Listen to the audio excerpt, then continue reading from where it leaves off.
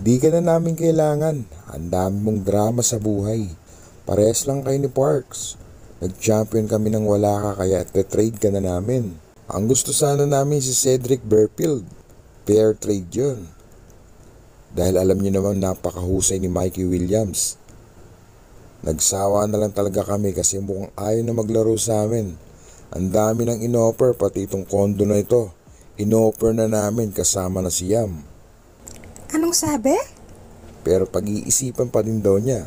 So ayaw na namin ng sakit ng ulo. And I think Blackwater gusto nila ng ganon. Kaya fair trade yan, let's go. Aba, sinuswerte ka naman yata, Chot. Si Montalvo na lang or JB Casio ibibigay ko. Isasama ko na si Jewel Pomperada. Ayan, fair trade. Isama mo na si Yam sa trade para naman ganahan ng Blackwater. Tinadamay niyo pa ako dyan.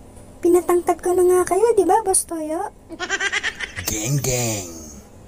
Tinapon na namin si Montalvo sa inyo. Ibabalik mo pa sa akin? Gusto namin ng bata syempre. Baka gusto mo ng malupit na player. Si Simon Enciso. Since di naman sure na maglalaro yun si Mikey Williams. Ok lang yan, pamimigay na lang namin.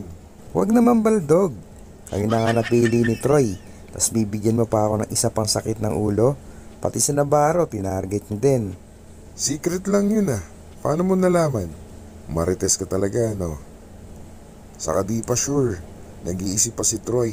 Maganda din kasi yung offer ng Ginebra. Kaya depende pa din. Pero okay lang. Troy or Navarro.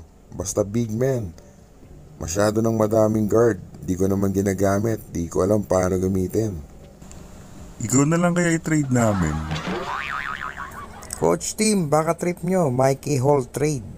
Okay na yan. Palugi na kami. Nek mo.